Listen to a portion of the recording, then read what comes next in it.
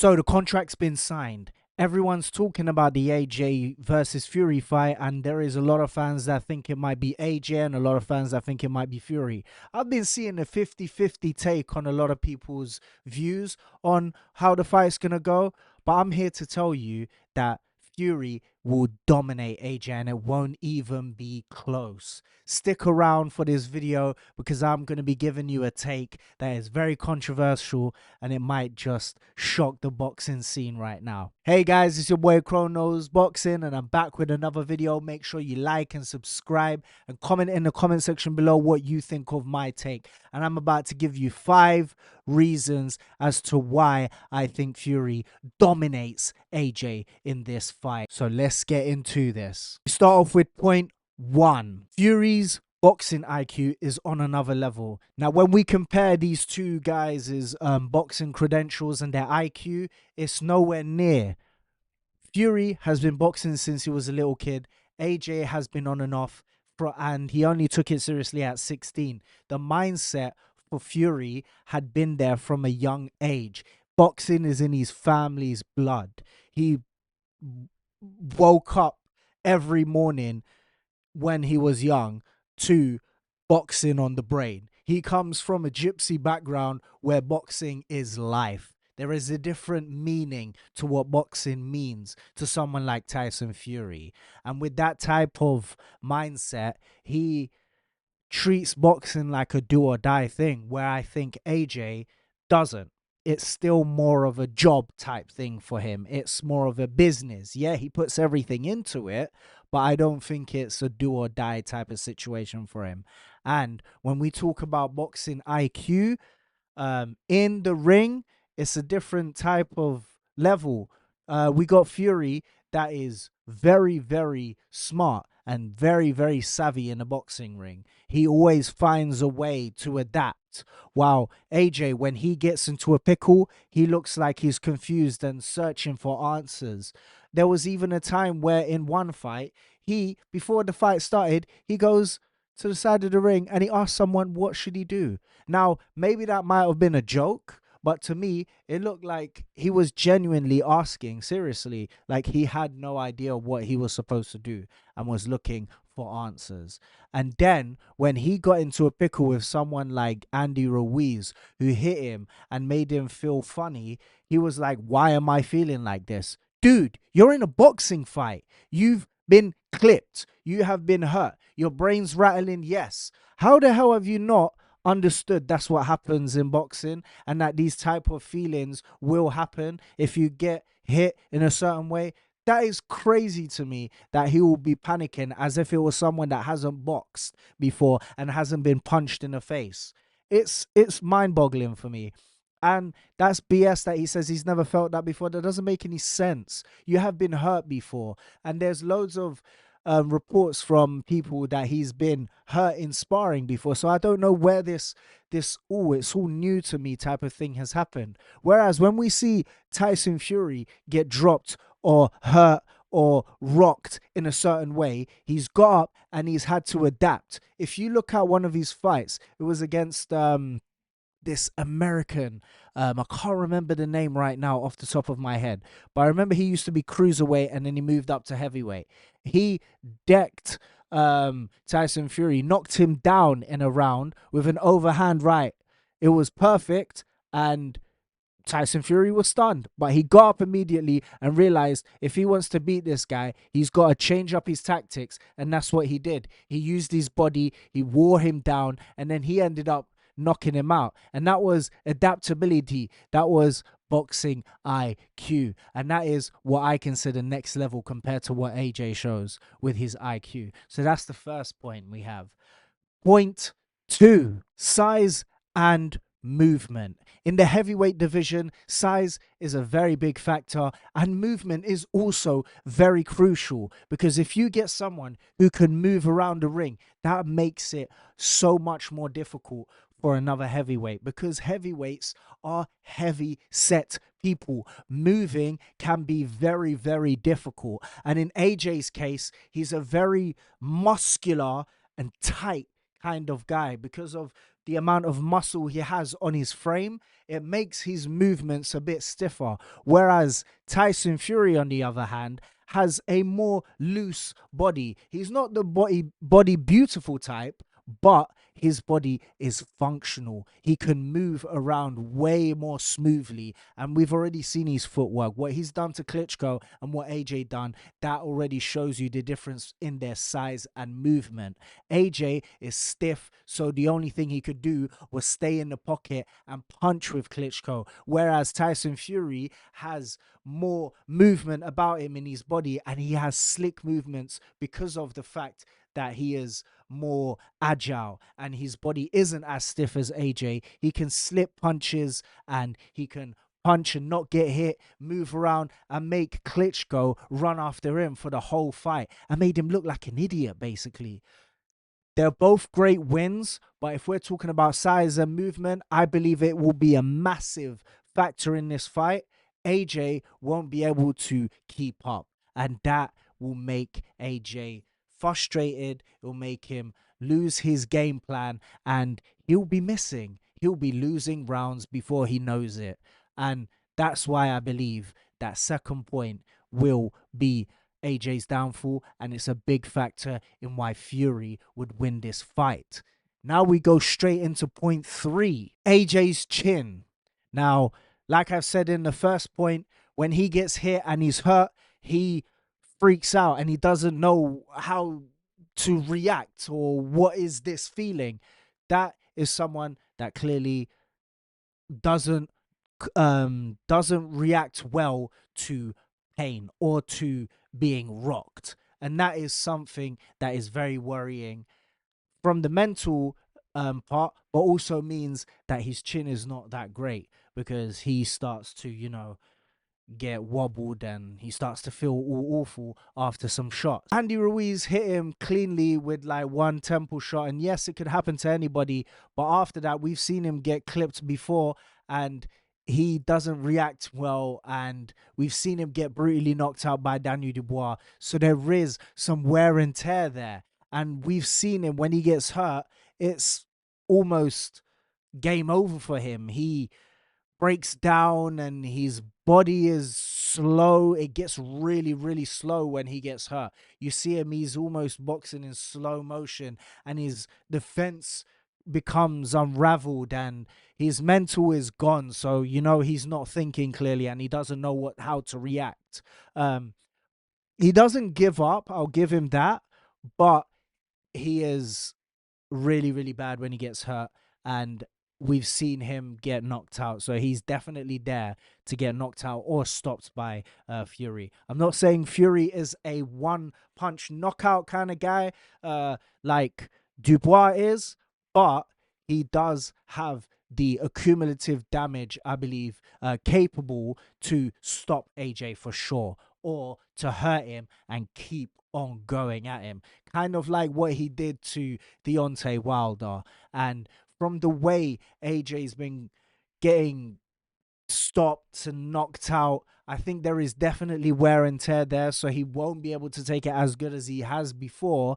And adding the fact that he's not good at taking damage, he's not good at reacting well and covering up or tying the man up with his arms and actually survive. His survivability after his chin being tested is one of the worst.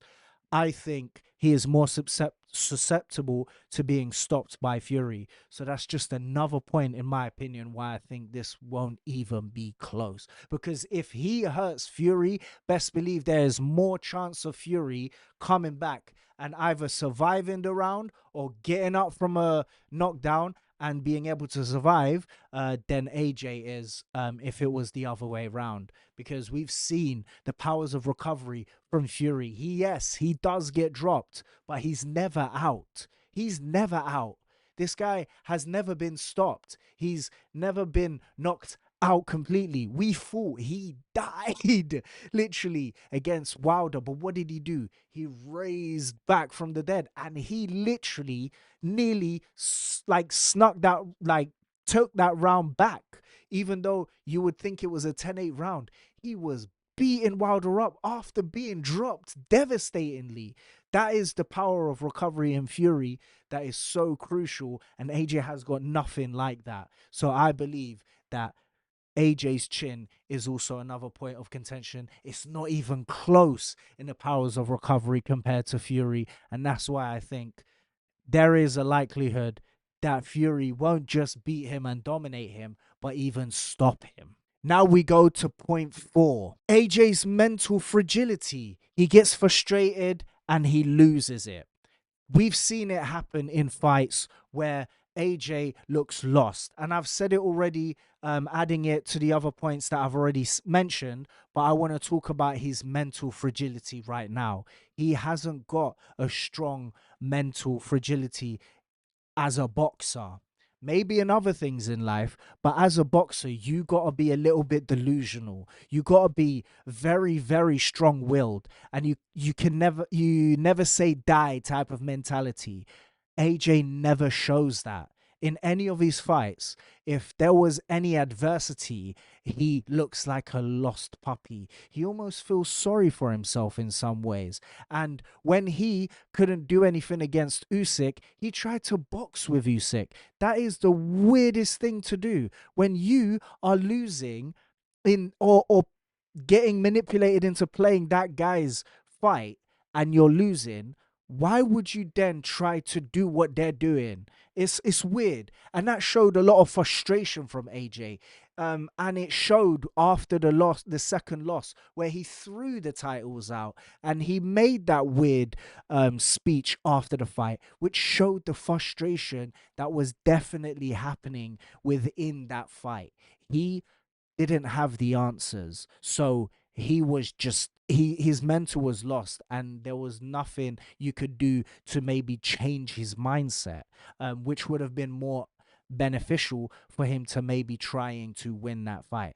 And I think that mental fragility will play a massive part in one, the press conferences going into this fight when he's finished with his warm up fight, and throughout the fight. We've seen Fury do some crazy things to mess with people's mental. He's a mental mastermind. This guy is the mentalist. He is insane with mind games and having the mental advantage over people. He did it to Klitschko.